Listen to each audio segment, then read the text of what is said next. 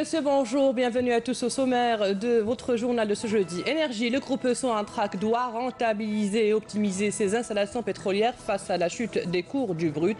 C'est l'annonce du président directeur général du groupe qui était en visite hier à Hassi Messaoud et à Gassitouil. Comment donc va se faire cette rentabilisation? Les réponses dans quelques instants. Nous parlerons également dans notre édition de la pêche. Des efforts consentis sont déployés afin d'augmenter les capacités d'investissement dans le sud du pays, l'exemple au niveau du barrage de Béchar, et on s'intéressera aussi au quota de l'Algérie en matière de pêche du thon rouge, un quota qui a été doublé cette année. Du tourisme dans la dernière partie de notre journal, les tarifs d'hébergement dans les complexes touristiques dans la wilaya de Béjaïa ont été revus à la baisse, une nouvelle formule pour attirer plus de touristes et promouvoir la destination Algérie. Tout d'abord, le Premier ministre Almadi Tebboune a reçu ce jeudi matin à Alger la ministre angolaise de la Culture Carolina Tcherquiera. Cette audience a permis aux deux parties de discuter sur des questions d'intérêt commun.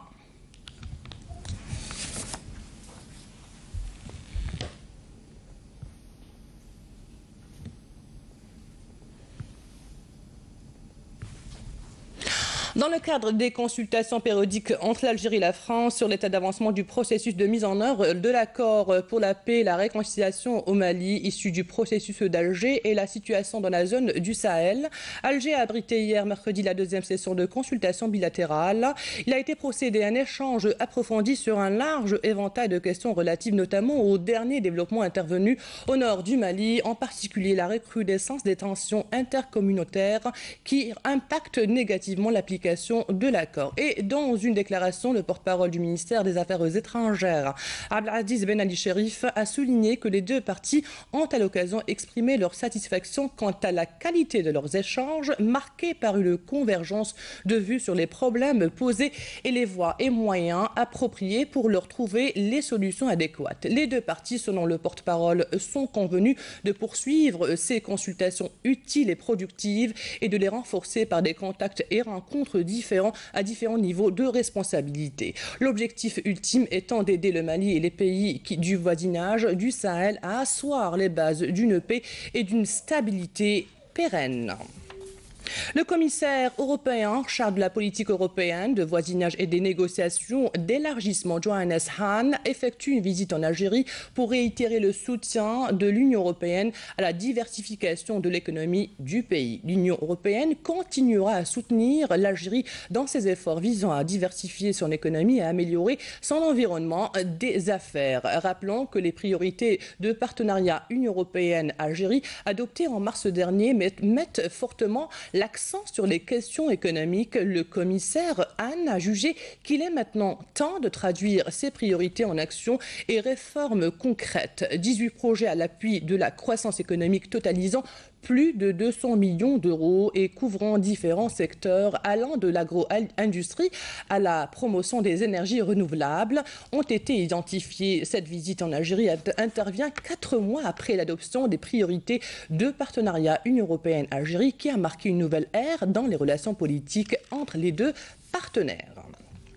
Comme annoncé dans les titres et lors de sa visite de travail d'inspection à Hassi Messaoud et à Gassitouil, le président directeur général de Sonatrach a indiqué que le groupe doit trouver un autre moyen à même de rentabiliser ses installations dans le contexte actuel de la chute du prix du baril. Des solutions ont déjà été avancées, notamment avec l'optimisation du rendement des raffineries.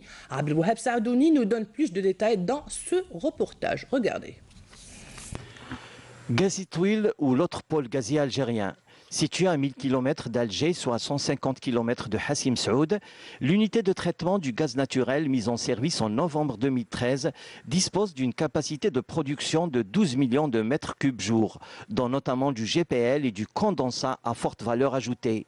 L'usine dispose également d'un centre de contrôle du traitement de l'huile et d'une station de pompage et de transport par canalisation. Sur place, le PDG de Sonatrach s'est enquis des conditions de travail des employés et du personnel de la compagnie. Ould Qaddour a relevé à cette occasion qu'il faudrait optimiser le rendement de chaque installation pétrolière, notamment les raffineries, citant l'exemple de celles de Hassim Saoud et de Tiaret, afin de relancer les activités pétrochimiques dans le pays. Ce qu'il faut comprendre, c'est qu'actuellement, l'Algérie exporte ses produits bruts. On n'a pas de valeur ajoutée. Que nous prenions le brut ou que nous prenions le gaz aussi, on l'exporte sous forme de gaz ou sous forme liquide, mais on n'a pas de pétrochimie.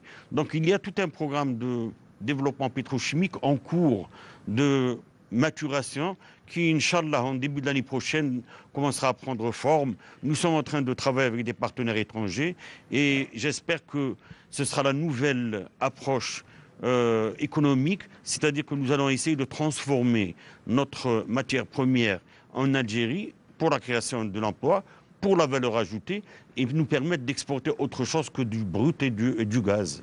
D'autre part, le PDG de Sonatrach a précisé que le groupe n'opérait pas une réorientation de sa stratégie ou de sa politique pétrolière, mais qu'il prenait plutôt une prise en considération du contexte économique mondial en s'adaptant à la conjoncture actuelle. Il y a 2 ans ou 3 ans, je vous prends l'exemple du raffinage, on avait planifié de mettre 5 raffineries. Mais c'était quand le baril était à $150. Maintenant, le baril est à 40-50. Est-ce que nous avons les capacités pour construire 5 raffineries? Ce n'est pas évident. Donc, ce qui est important maintenant, c'est de pouvoir construire les 2 raffineries essentielles pour répondre à nos besoins et pour exporter. Maintenant, en fonction de notre développement économique, on va voir. Donc, tout est économique et conjoncturel et stratégique. Quelle est la stratégie que nous voulons développer? Et ça, c'est en fonction de l'environnement économique mondial. Hassim Saoud Ould Qaddour a visité les différentes installations du complexe industriel sud et de la zone de récupération des gaz associés. Il s'est rendu en outre à l'Institut algérien du pétrole qui assure des formations adaptées et sur commande aux ingénieurs et techniciens de Sonatrach. Par ailleurs, le PDG de Sonatrach, Ould Qaddour, a inauguré un aéroport local à Gassitouil pour apporter toutes les commodités nécessaires aux travailleurs et leur permettre de se déplacer directement à ce site sans passer par Hassim Saoud. Et toujours en matière d'énergie, de gros travaux sont en cours dans le port de Skikda et ce pour l'extension du terminal pétrolier sur 20 hectares. L'objectif, accueillir des méthaniers et des pétroliers de gros gabarits d'ici 2022 et on tape déjà sur une augmentation sensible du trafic de ce nouveau terminal qui va donner assurément une nouvelle dynamique économique au port de Skikda. Voici les détails avec Karim Haïfa. Avec sa plateforme pétrochimique, le port de Skikda est en passe de devenir un pôle majeur dans l'exportation du pétrole et de ses dérivés, soit 80% de l'ensemble des produits qui passent par les quais de ce port vers l'exportation. Sans oublier l'extension du terminal pétrolier sur 20 hectares en cours de réalisation.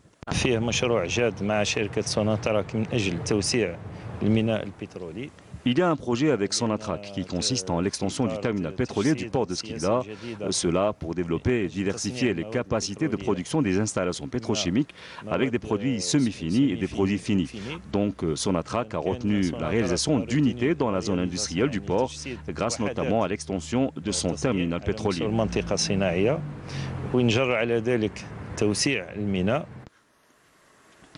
Une fois achevée, cette extension permettra l'accostage de méthaniers avec une capacité de 270 000 m3 de GNL et des pétroliers d'une capacité de 250 000 tonnes de pétrole brut, induisant ainsi une réduction de la facture de transport dans un port où on ne lésine pas avec la sécurité des infrastructures et des navires. Le nouveau terminal pétrolier du port de Skikda compte parmi les structures portuaires les plus sensibles au monde et il bénéficie d'une convention internationale pour la sécurité des infrastructures portuaires sensibles pour assurer la sécurité des bateaux et des personnes.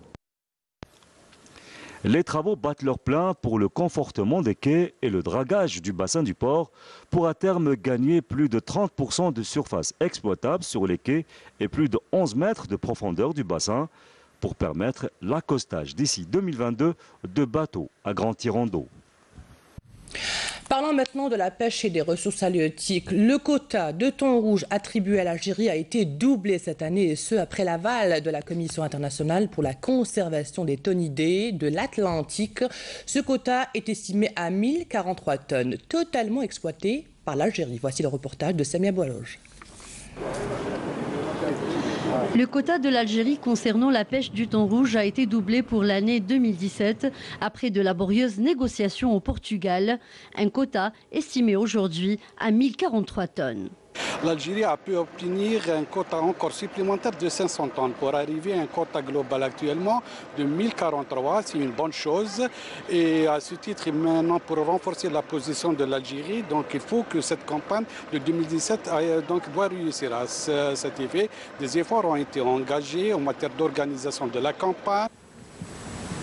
L'Algérie a pêché la totalité de son quota annuel. Cette réalisation exceptionnelle va certainement contribuer au développement de ce secteur. 14 navires tonniers ont été réservés pour l'opération en haute mer. Il y a 14 navires qui ont été engagés, qui se sont donc organisés en deux groupes, un groupe de 9 navires et un autre de 5, pour une période qui est autorisée pour la pêche au thon vivant, qui est du 26 mai au 24 juin. Là, donc, on est en train d'améliorer les technicités en plusieurs volets, en matière de formation des marins et notamment l'armement des capitaines. Donc il y a un manque qu'on est en train de développer afin que cette pêcherie sera autonome à 100%. De nouvelles opérations d'investissement dans le domaine de la pêche seront réalisées à l'exemple des fermes aquacoles et des fermes d'engraissement du thon. Comment développer l'activité de la pêche dans les régions sud du pays? Une question dont la réponse réside dans le développement de la pêche continentale. À Béchar, de nombreux investisseurs pratiquent cette activité au niveau du barrage de Djorf Tourba et parviennent à alimenter la région en poissons avec plusieurs variétés de poissons d'eau douce. Certains pêchent plus de 80 tonnes par an. Sarah Sharif. Le barrage de Djorf Tourba à Béchar compte parmi les plus importants du pays. Il devient une destination de prédilection pour de nombreux investisseurs dans le domaine de la pêche continentale. Formés aux techniques de l'aquaculture et au processus de l'élevage intensif, plusieurs agriculteurs de la région s'intéressent à la pêche. Aujourd'hui, le développement de cette activité promet d'alimenter la région, mais aussi tout le pays en poissons d'eau douce comme la carpe ou la tilapia. Les eaux du barrage sont poissonneuses. Ces poissons ont plusieurs vertus. Nous alimentons la région avec plus de 80 tonnes par an. Je livre le poisson à mes clients à Alger et je le fais aussi pour certains ici même à Béchar. L'activité de la pêche continentale a connu un essor remarquable à Béchar suite à un ensemble de mesures incitatives initiées par les pouvoirs publics. Des mesures censées encourager l'investissement dans ce domaine, notamment après l'encensement du barrage de Djorf Tourba avec près de 2 millions d'alevins de diverses espèces de poissons d'eau douce.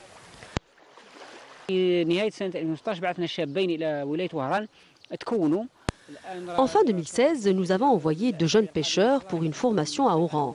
Leurs dossiers sont au niveau de l'Agence nationale pour l'emploi de jeunes, l'ANSEJ. Ils bénéficieront ainsi d'un petit bateau à moteur pour pouvoir pratiquer la pêche au niveau du plan d'eau du barrage. Le barrage peut contenir 8 pêcheurs à la fois. Nous projetons d'arriver d'ici 2017 à une production de 340 tonnes par an. La pêche continentale constitue un secteur d'activité économique prometteur. À forte employabilité, directe et indirecte dans plusieurs wilayas du pays, le secteur draine de plus en plus de jeunes qui s'intéressent au développement de cette filière. Le comédien humoriste Rachid Zeghimi, qui est décédé hier mercredi après-midi à l'âge de 72 ans, sera inhumé cet après-midi au cimetière central de Constantine. Avec sa disparition, la scène artistique locale et nationale perd l'une de ses figures les plus populaires. Rachid Zeghimi avait entamé sa carrière d'artiste le 20 octobre 1945 au sein de l'association Al-Amal Al-Masrahi avant de participer à plusieurs œuvres artistiques, notamment dans la série télévisée Asab wa Awtar, produite par la station régionale de la télévision de Constantine. Inna lillahi wa inna ilayhi raji'un.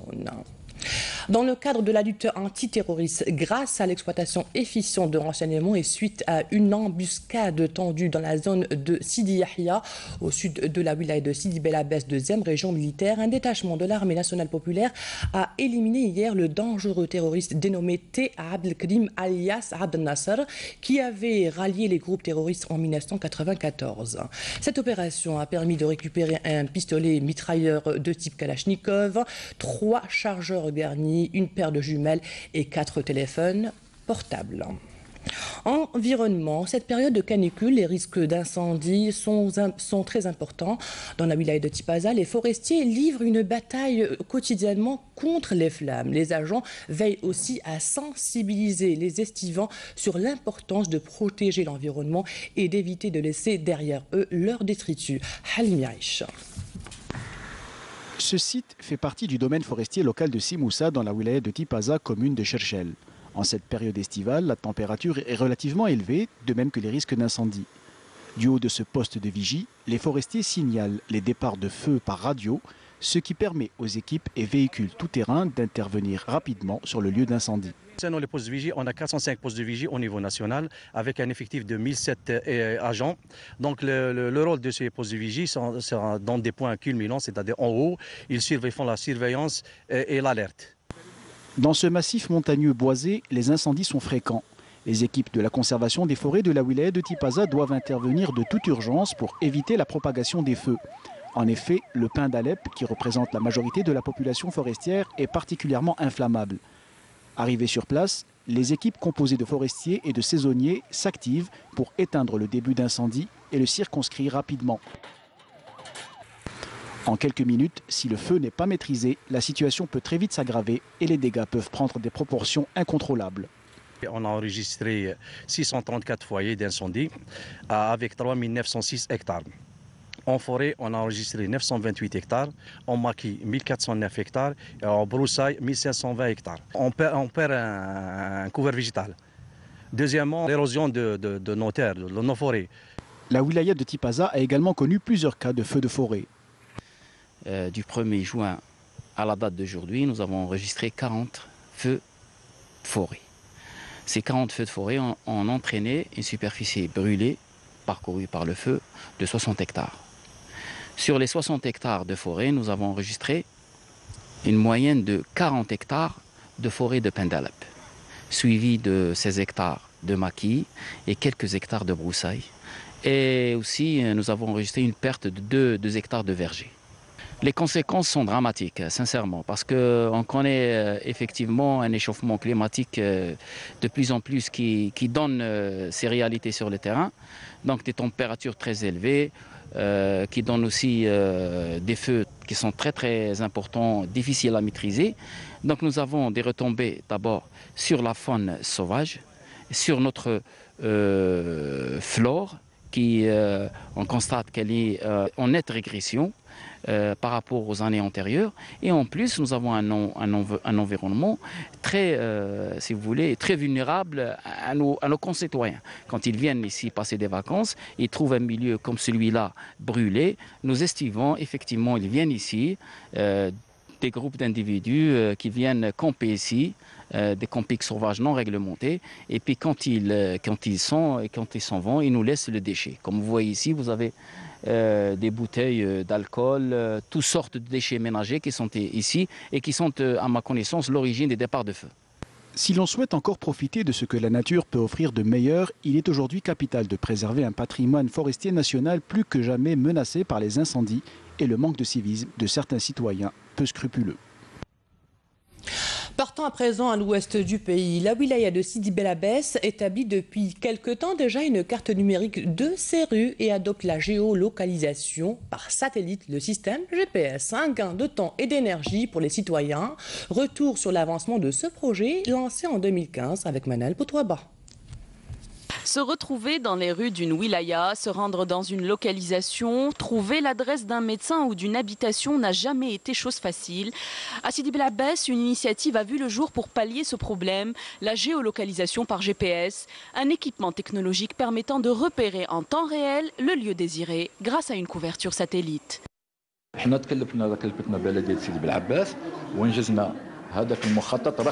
La commune de Sidi Bel Abbès nous a chargé d'établir un plan numérique de la ville que tout le monde peut exploiter. Nous avons tout de même rencontré beaucoup d'obstacles, notamment avec les citoyens qui n'étaient pas informés de cette opération. On a fait face à beaucoup de réticences et d'incompréhension de leur part, mais c'est dû au manque de sensibilisation.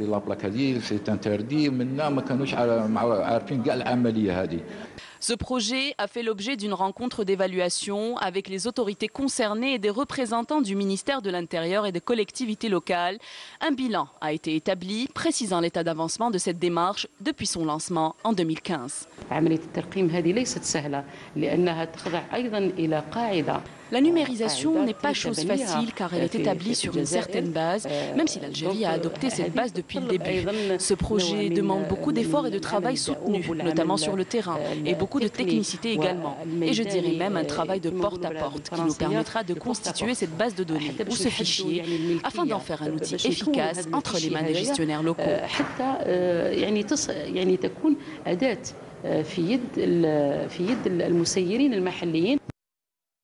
Cette application révolutionnaire constitue un gain de temps considérable et facilitera la vie aux particuliers comme aux professionnels, mais aussi et principalement au service de la protection civile, de la sûreté nationale, aux pompiers et aux services postaux.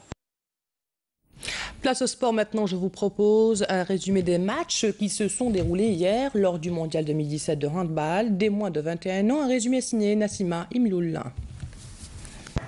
La deuxième journée du tour préliminaire de ce championnat a été marquée par 6 matchs disputés dans le groupe B et D. D'abord à la Coupole, où le Danemark obtient son premier succès en s'imposant par 26-20 devant l'Égypte qui enregistre sa deuxième défaite dans cette compétition.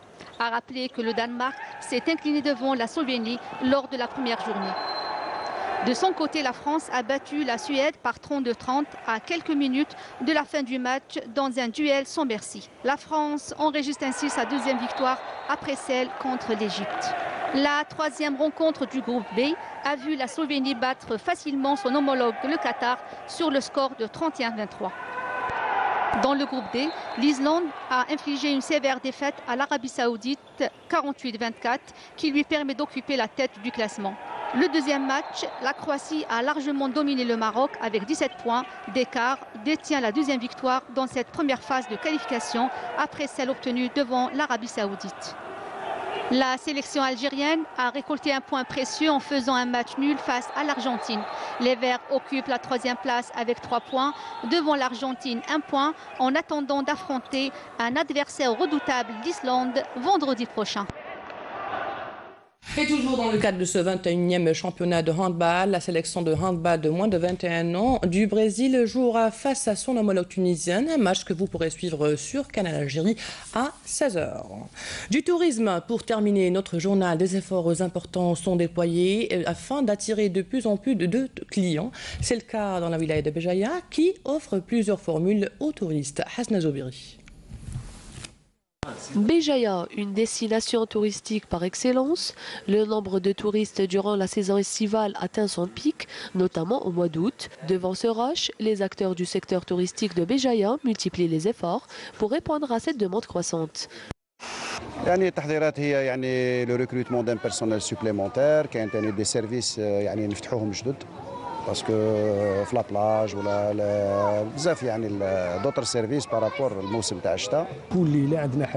Chaque soir, nous avons un riche programme, aussi bien pour les grands que pour les petits, comme les clowns et le théâtre pour les enfants.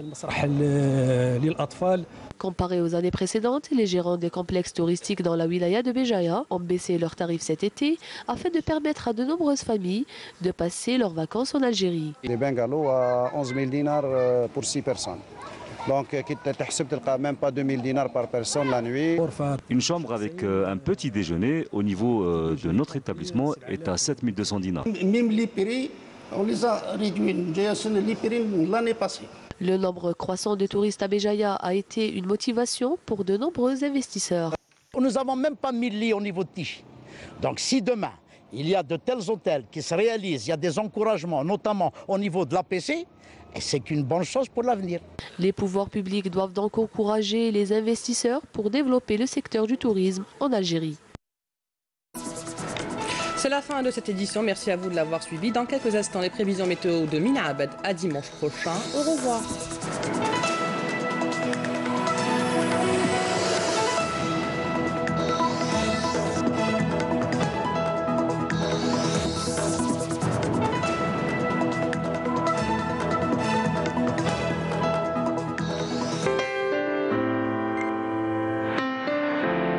Suivez l'air du temps.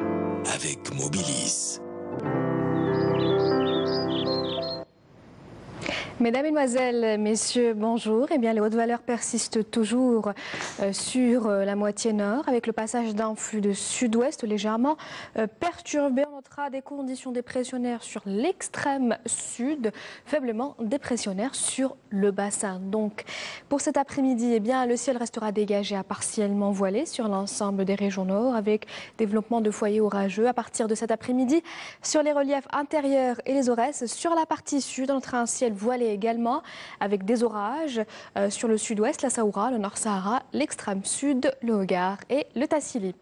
Les températures de cet après-midi eh bien, restent stationnaires avec sur la moitié nord un maximum de 40 degrés à Guelma, Tiaret 38, à Tizi Ouzou 39 degrés à Constantine, 34 degrés à Alger ainsi qu'à Tlemcen, 37 à Al-Biyad Nhama, 42 degrés à Gardaya, 42 degrés à Béchar, 44 à Gardaya, 45 degrés à Tindouf, à Hassim Saoud, 44 à Ilizi, enfin 47 degrés. Ce sera la maximale à Adrar et Ain Salah. Les températures de ce soir, eh bien, elles varieront près des côtes, entre 19 et 22 degrés. On notera un minimum de 17 degrés à Tiaret, 25 à Al-Rouat, 21 degrés à Constantine, 23 degrés à Batna, 30 degrés à Gardaya, 27 à Béchar, 22 degrés à Tindouf, 28 à Borj Badi Moukhtar, Ain Gazzam et enfin 30 degrés. Ce sera la maximale à Adrar. On passe tout de suite à l'éphéméride. Aujourd'hui, le soleil se couchera à 20h03. Les nouvelles du ciel continuent sur le site de Météo Algérie, les www.météo.dz. Très bonne journée avec la suite de nos programmes et à ce soir.